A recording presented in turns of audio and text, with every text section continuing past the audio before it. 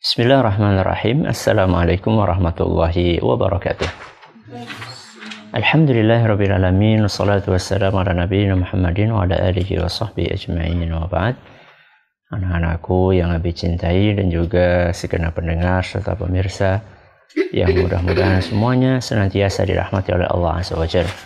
Alhamdulillah, di pagi yang cerah ini kita kembali bisa melanjutkan kuliah subuh online dengan tema tips hidup bahagia, dan insya Allah hari ini kita akan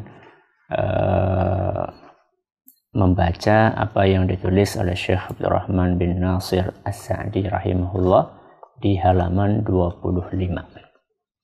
Sudah ketemu semuanya? Halaman 25, poin yang ke 10. Ya, silahkan dibaca Mas Anjasya.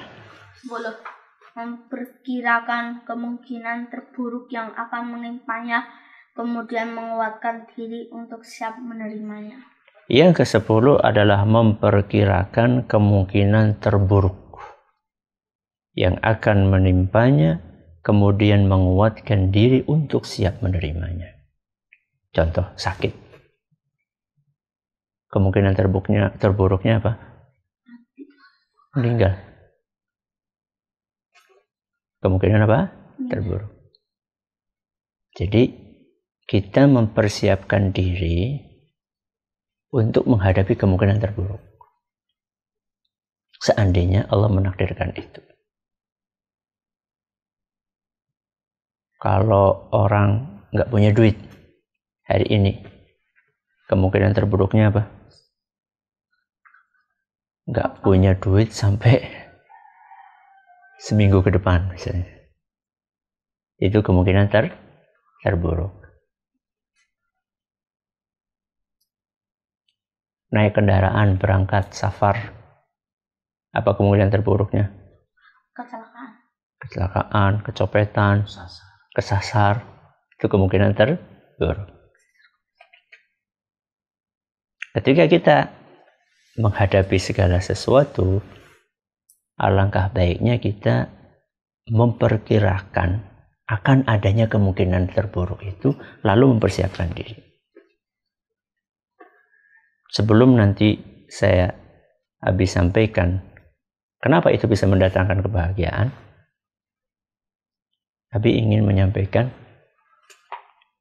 dan mengingatkan apa yang sudah kita pelajari beberapa saat yang lalu, bahwa kita harus husnudzon. Apa husnudzon? Berprasangka baik kepada siapa? Allah. Jadi kalau kita sakit, berhusnudzonlah bahwa Allah akan menyembuhkan. Kalau kita lagi nggak punya duit, berhusnudzonlah bahwa Allah akan segera untuk mengakhiri kemuflisan kita itu, ya, kebokean kita itu.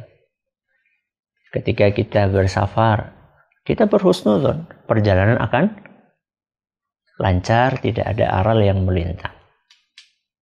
Baik.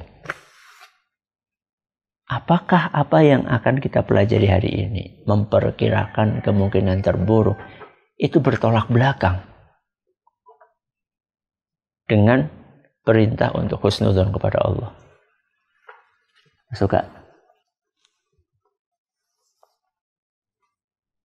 Apakah ketika kita memperkirakan kemungkinan terburuk, itu berarti kita tidak husnudzon kepada Allah? Enggak husnudzon. Berarti enggak boleh. Sama. Boleh. Apa itu enggak suudzon? Enggak. Bertolak belakang atau tidak? Tidak. Kenapa tidak bertolak belakang? Begini, anak-anakku, para pendengar pemirsa yang kami hormati. Ketika kita sakit, kita husnudzon bahwa kita akan segera apa tadi? Sembuh. Apakah pasti kita akan segera sembuh? Hah? Belum tentu. Bisa saja Allah menunda kesembuhan Mungkin.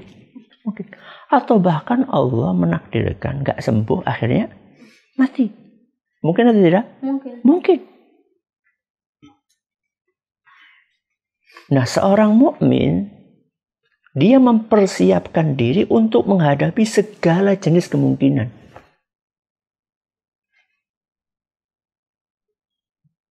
Dia pengen cepat sembuh, tapi belum tentu keinginan dia ini sesuai dengan apa yang dikehendaki oleh Allah.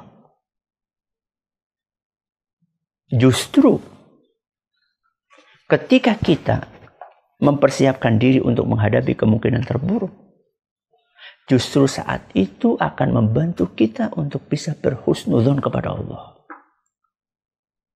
Karena apapun yang ditakdirkan oleh Allah untuk seorang mukmin, pasti itu yang terbaik.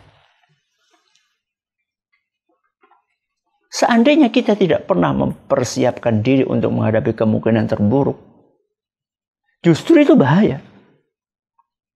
Kenapa demikian? Karena khawatirnya ketika ternyata Allah menakdirkan yang buruk buat kita, lantas kita protes, gimana sih? Aku kan sudah berdoa, aku kan sudah berusaha, aku kan sudah meminta, kenapa kok akhirnya seperti ini? Berarti protes sama siapa? Sama Allah, sama Jar. Tapi ketika dia mempersiapkan diri untuk menghadapi kemungkinan terburuk, lalu Allah menakdirkan yang terburuk itu, maka dia tetap yakin bahwa di balik sesuatu yang hikmah kebaikan. Apakah ini mendatangkan kebahagiaan?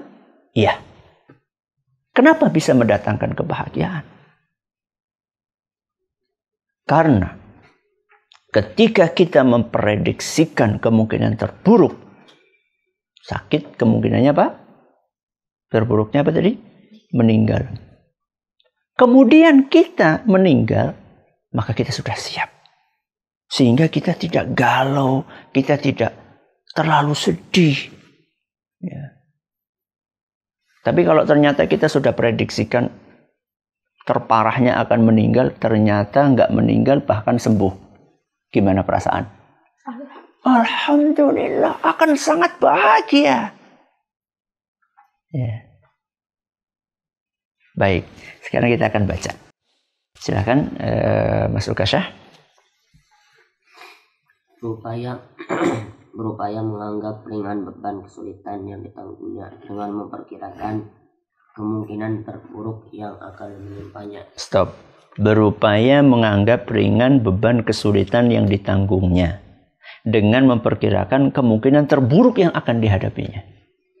Jadi ketika kita sakit, misalnya kemarin Anjas jatuh, ya, kemudian bibirnya apa?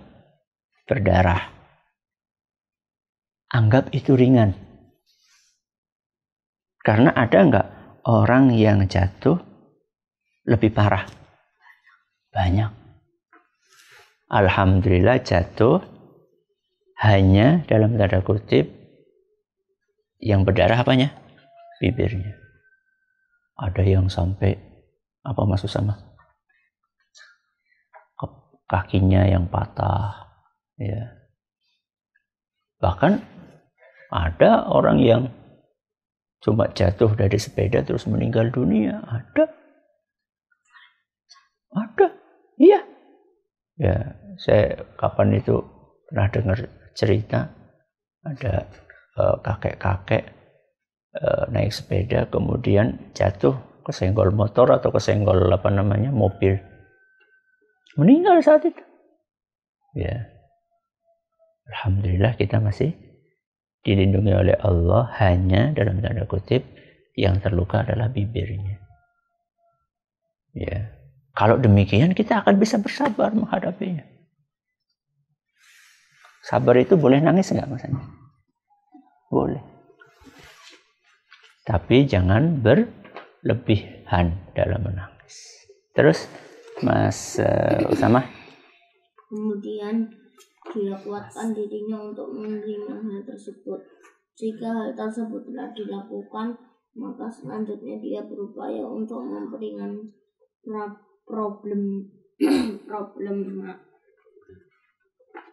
problematika yang dihadapi sedapat mungkin dengan kemantapan jiwa dan upaya yang bermanfaat tersebut. Akan hilanglah perasaan gundah dan resah, berganti dengan upaya nyata untuk mendatangkan kemanfaatan dan menolak kesulitan yang mudah bagi seorang hamba. Ini penting sekali, ini bagus sekali apa yang disampaikan Syekh Sa'di.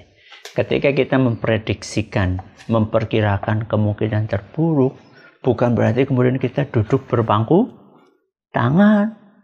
Ya, contoh misalnya sakit, kayaknya mati loh, ya udahlah. Tiduran aja, nunggu apa? Nunggu mati, bukan nunggu sembuh. Bukan. Tapi tetap berupaya untuk meringankan. Ya. Kalau sakit ya berupaya dengan berobat. Ya. Istirahat yang cukup. Ya. Tetap itu dilakukan. Kalau nggak punya duit apa? Masuk kerja. Ya. Kalau sudah kerja mungkin nggak dapat duit. Mungkin. Itu prediksikan. Ya. Dan jangan lupa berdoa. Itu termasuk bagian dari usaha kita. Ya. Orang yang nggak punya duit bekerja dan berdoa. Orang yang sakit berobat dan berdoa. Semuanya juga berdoa. Ya. Nah, ketika kita memprediksikan kemungkinan terburuk, kemudian kita berupaya untuk agar kemungkinan terburuk itu tidak terjadi, dengan maksimal berikhtiar dan berdoa, maka dengan izin Allah, apapun yang kemudian Allah takdirkan, enak atau tidak enak, kita sudah siap dan tetap akan tegar serta hati kita lapang. Mas Abdurrahman. Jika hal tersebut mampu menggantikan penyebab ketakutan, kesedihan, dan kekhawatiran akan kepakiran karena kecintaannya terhadap aneka ragam kesenangan, maka dia dapat menerima semua itu dengan perasaan tenang dan kemantapan jiwa. Bahkan sekalipun musibahnya lebih hebat dari itu, karena kemantapan jiwa dalam menanggung kesulitan dapat meringankan kesulitan itu sendiri dan menghilangkan goncangannya.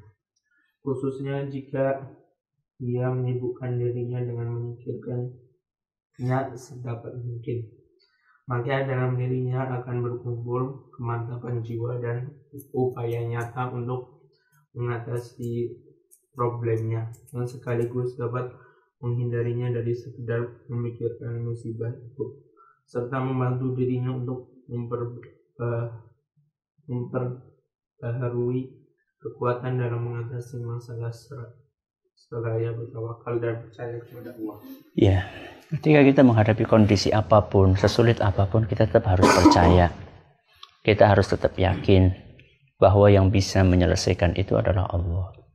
Contoh kayak misalnya wabah ini. Kita kan harusnya kita kan harusnya husnuzon bahwa wabah ini akan segera diangkat oleh Allah. Terus itu kita tumbuhkan.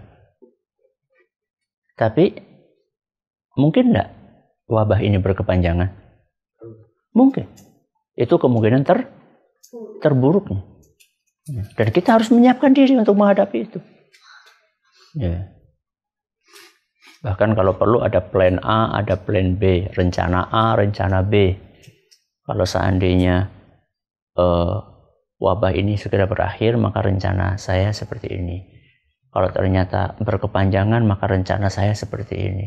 Kalau perlu seperti itu. Ya. Sehingga apapun yang kemudian nanti ditakdirkan oleh Allah, kita siap. Kalau ternyata segera diangkat sama Allah, ya alhamdulillah. Kalau seandainya oleh Allah diperpanjang, maka kita pun sudah bersiap-siap. Dan kita mengucapkan alhamdulillahi ala kulli hal. Apa Mas Anjas? Alhamdulillahi ala kulli hal. Apa artinya Mas Abdurrahman? Segala ujian yang dalam seluruh keadaan. Dalam seluruh keadaan. Dalam segala kondisi, enak maupun tidak enak, Allah tetap layak untuk dipuji. Mungkin kalau misalnya dalam kondisi enak Allah dipuji, itu wajar ya. Tapi kondisi tidak enak, apakah Allah tetap berhak untuk dipuji? Tetap. Kenapa?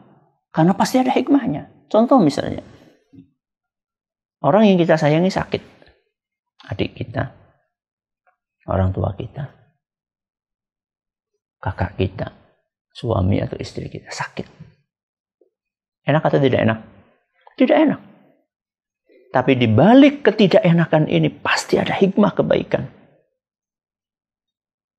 Apa contohnya? Adik kita sakit, kita jadi banyak apa? Berdoa. Yang kemarin-kemarin mungkin kita kurang. Adik kita sakit, akhirnya kita jadi banyak baca Al-Quran. Mengurangi hal-hal yang kurang bermanfaat. Lalu kita berdoa kepada Allah. Adik kita sakit sehingga kita sholatnya lebih khusyuk. Karena di situ kita merintih, memohon, bertawakal kepada Allah, yakin kepada kemahabesaran Allah. Itu hikmah-hikmah kebaikan yang dengannya kita layak untuk mengucapkan alhamdulillahi ala kulli hal. Segala puji bagi Allah dalam kondisi apapun. Senang maupun susah. Ya. Baik, masukkan. Tidak diragukan. Dan tidak diragukan lagi bahwa hal-hal semacam ini sangat besar manfaatnya untuk meraih kebahagiaan dan kelapangan dada, di samping adanya harapan seorang hamba atas ganjaran yang setimpal dari Allah Ta'ala, baik di dunia maupun di akhirat. Hal ini dapat disaksikan dan dialami oleh banyak orang. Masya Allah, ini bicara ganjaran ya, pahala. Ya, ketika orang diuji oleh Allah Azza wa Jalla sehari, kemudian dia bersabar, dengan dia diuji selama sebulan dan dia bersabar, besar mana pahalanya? Sehari diuji sabar, sebulan diuji sabar, besar mana pahalanya? Sabar sebulan. Ya, sabar sebulan. Sabar menghadapi ujian selama sebulan. Ya. Sehingga disebutkan dalam beberapa riwayat bahwa ada sebagian orang yang masuk surga derajatnya tinggi. Derajat yang tinggi itu ternyata dia dapatkan bukan dengan ibadahnya yang wah, tapi dengan kesabarannya dalam menghadapi ujian yang datang bertubi-tubi. Akhirnya dia bisa menduduki derajat yang sangat tinggi tersebut. Ya. Maka anak-anakku, para pendengar, para pemirsa, ayo kita latih diri kita untuk terus berprasangka baik kepada Allah. Apapun yang nanti Allah takdirkan. Enak atau tidak enak, susah atau senang, wabah ini segera berakhir atau berkepanjangan, mari kita tetap memuji Allah. Kalau segera berakhir kita ucapkan alhamdulillah. Kalau ternyata berkepanjangan maka kita ucapkan alhamdulillahi ala kulli hal. Mudah-mudahan yang sedikit ini bermanfaat. Terima kasih atas perhatiannya. Atas segala kurangannya kita tutup dengan membaca subhanakallahumma wa bihamdika asyhadu an la ilaha illa anta astaghfiruka wa atubu ilaik. Wa sallallahu ala nabiyina Muhammadin wa ala alihi washabbihi ajmain. Assalamualaikum warahmatullahi wabarakatuh.